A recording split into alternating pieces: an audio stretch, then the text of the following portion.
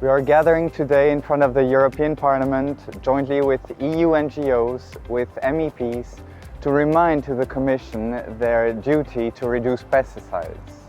Indeed, we gathered over just 3 months 260,000 signatures of citizens who are concerned because the von der Leyen II Commission doesn't seem to be willing to effectively reduce pesticides.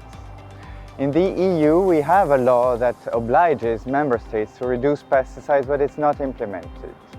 This is why regular European citizen initiatives, petitions like the one we're presenting today, but also polls and Eurobarometers remind that citizens want a strong pesticide reduction to protect health and biodiversity. So now it is time that the von der Leyen II Commission commits to respecting the law and to listening to citizens.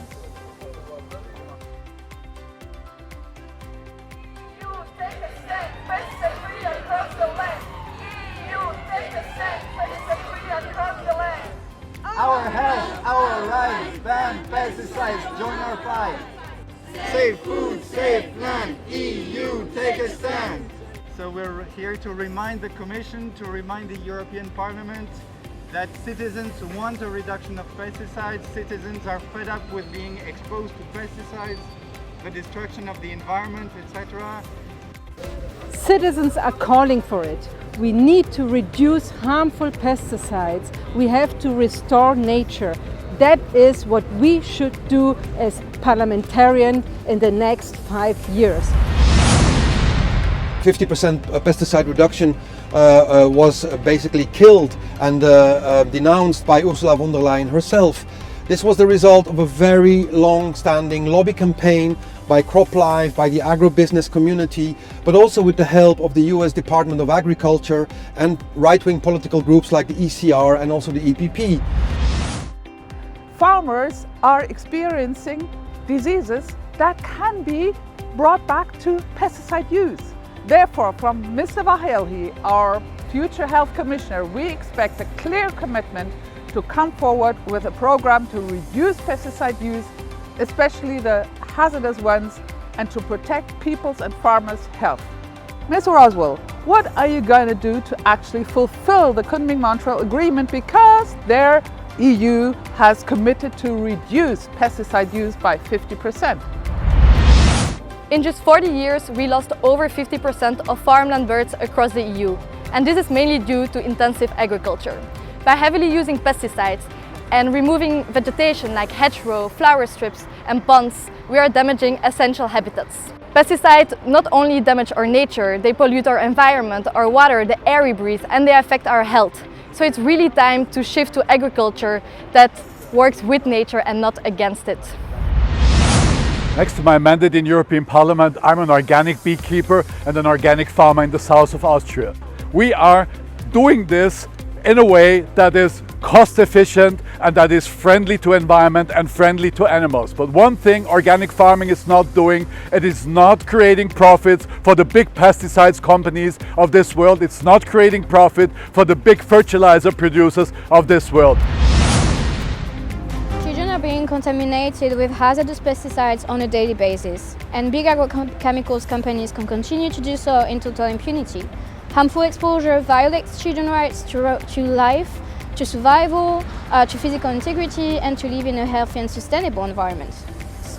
To uphold children's rights, we need to strengthen the rules restricting and regulating chemicals, and especially pesticides, as well as supporting their implementation.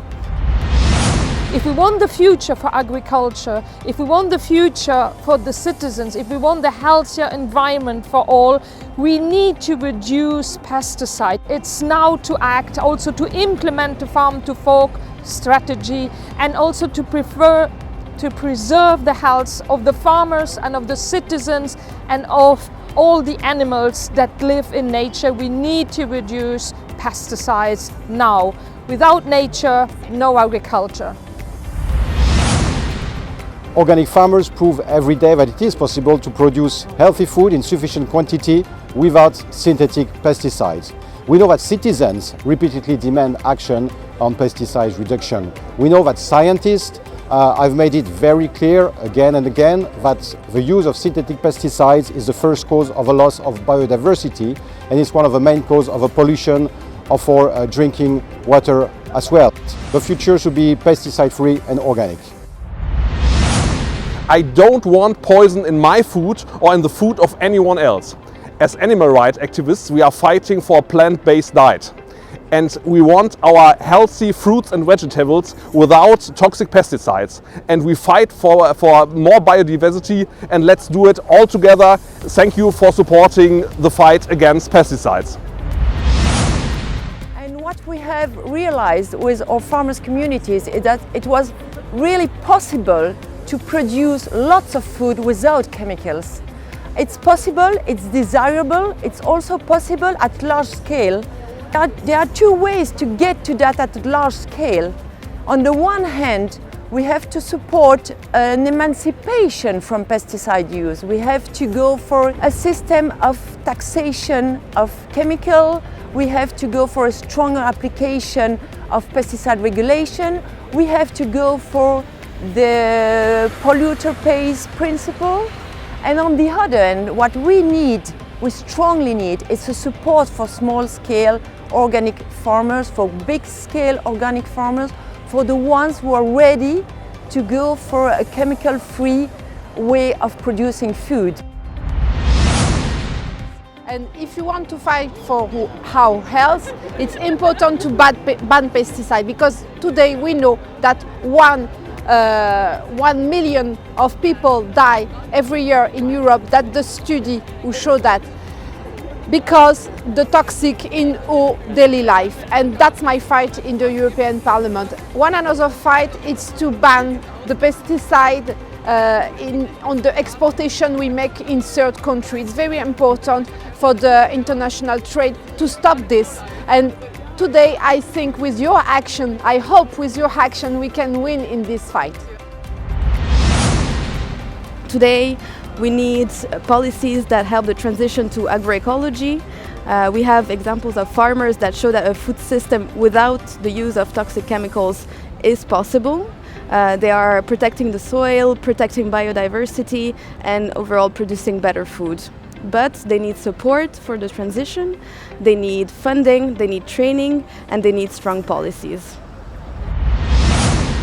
And we are here teaming up with civil society to take a stand and demand from the European Union to set binding reduction targets for pesticides, because the group we represent, agricultural workers, are the first ones who get in touch with pesticides, and they fall sick and ill because of that. And we are here because we are concerned about the lack of commitment at the European level to defend the interests and the health of agricultural workers. Please don't bail on the workers and farm workers, and reduce the usage of harmful pesticides. Thank you very much.